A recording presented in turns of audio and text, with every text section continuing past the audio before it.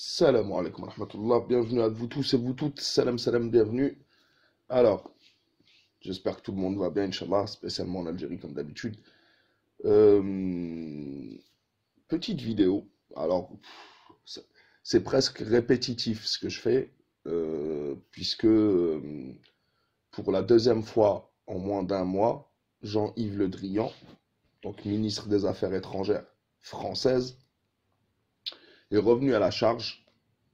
Il a fait une interview ce matin au magazine La Provence, magazine connu du sud de la France, Marseille, pour bassiner l'Algérie, ou les Algériens, avec sa période de transition. Il insiste encore une fois, quand je vous disais que la période de transition, c'était une idée de la France et des pro-français, et que c'était pour revenir de plus belle et placer leurs pions à eux, je ne vous ai pas menti.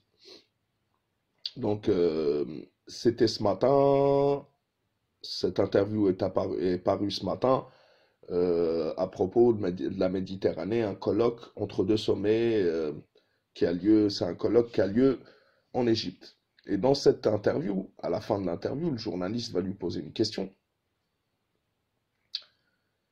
Il nous parle de Méditerranée, voilà. Vous subissez régulièrement des critiques venant d'Algérie sur l'ingérence de la France. L'abcès historique peut-il être crevé?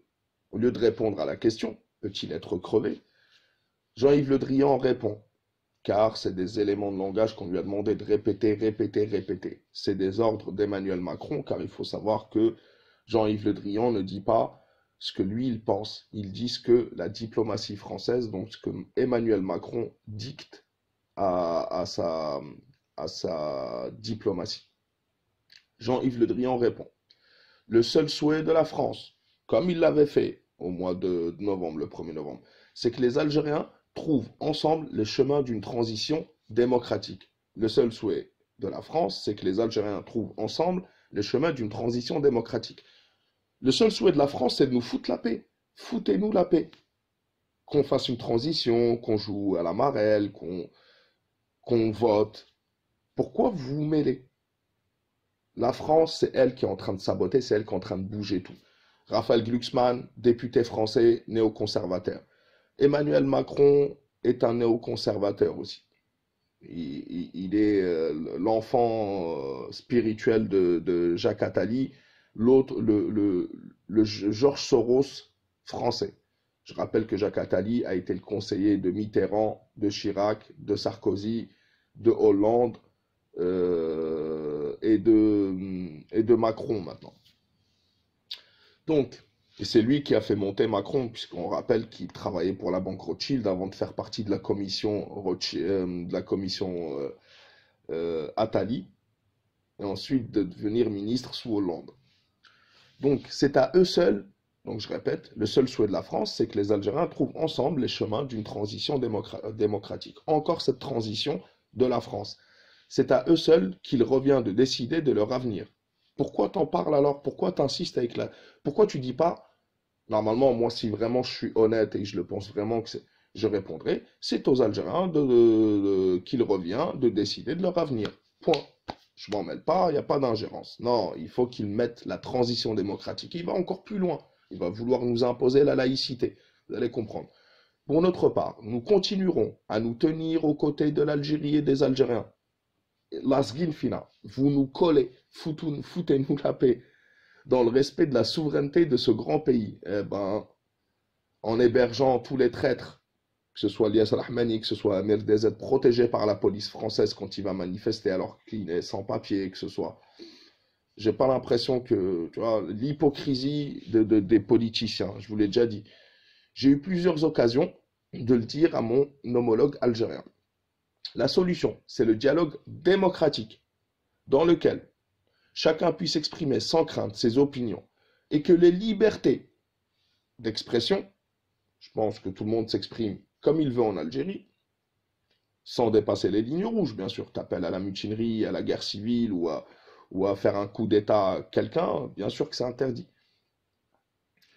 La solution, c'est le dialogue démocratique dans lequel chacun puisse exprimer sans crainte et que les libertés d'expression, de religion, la laïcité et les fausses églises Non, les garages qui ont été transformés en pseudo-églises et qui n'ont rien à voir, églises évangélistes, je rappelle encore une fois,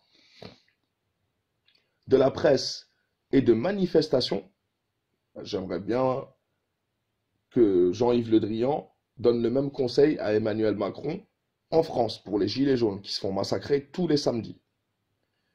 Sois pleinement respecté. Ah, je croyais que tu t'ingérais pas. Quant aux modalités de la transition, d'accord? Il appartient aux Algériens qui font preuve d'une maturité exemplaire de les définir. Donc cette transition, fous-nous la paix. C'est une idée de la France. La France est du côté de la transition, je suis contre.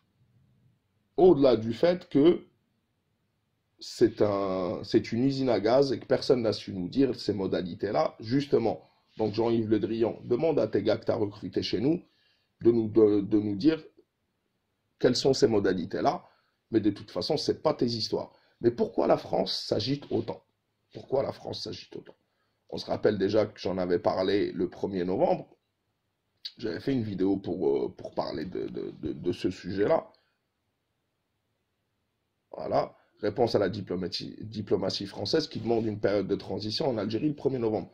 Emmanuel Macron s'est exprimé aussi dans un tweet pour nous féliciter, entre guillemets, pour le 1er novembre. Mais il faut savoir aussi que la France, elle a beaucoup de casseroles. Ça aussi, j'en avais parlé. C'était un article paru sur Monde Afrique, les relations troubles d'Emmanuel Macron avec l'Algérie. En fait, ça parlait, dans son livre, fort documenté, le grand manipulateur Marc Endeveld revient sur les liens que le président français Emmanuel Macron, aidé par Alexandre Benalla, parce qu'il travaillait pour Cévital, Alexandre Benalla, c'était un employé de Cévital, a tissé avec deux oligarques, Ali Haddad et Issa Rabrab, où on sait qu'ils ont financé sa campagne et qu'ils étaient en lien avec Alexandre Benalla, etc., que ce soit Ali Haddad ou Issa Rabrab, qui avait employé assez vital Alexandre Benalla. Va comprendre toi un petit peu, ce proche de Netanyahou et de Macron. Et on se rappelle aussi de cet article paru sur Maghreb Intelligence. Je rappelle encore une fois Maghreb Intelligence, un site proche, très proche, alimenté en informations même par l'Élysée, les renseignements français, l'Élysée, et le Marzen. Et où Abdou Samar écrivait sous un pseudo inconnu. Et on avait appris la visite de Saïd Bouteflika avec le général Toufir durant le mois de janvier pour préparer justement la suite. Le truc, c'est que tous ces gars à lui, donc que ce soit Rabrab, Haddad, tous les gars à Macron, Rabrab, Haddad, Saïd Bouteflika, Toufir, sont tous en prison. Et toute leur bande est en prison. Voilà pourquoi la France s'agite. Voilà pourquoi la France a dû trouver de nouveaux relais. Et voilà pourquoi la France s'agite pour une période de transition, car elle a perdu tous ses relais en Algérie. Donc, mes frères et sœurs, faites attention, méfiez-vous et faites attention à cette période de transition parce que c'est une idée de la France. Salam alaikum wa rahmatullah et à la prochaine. Inch'Allah, faites attention à vous, la patrie ou la mort.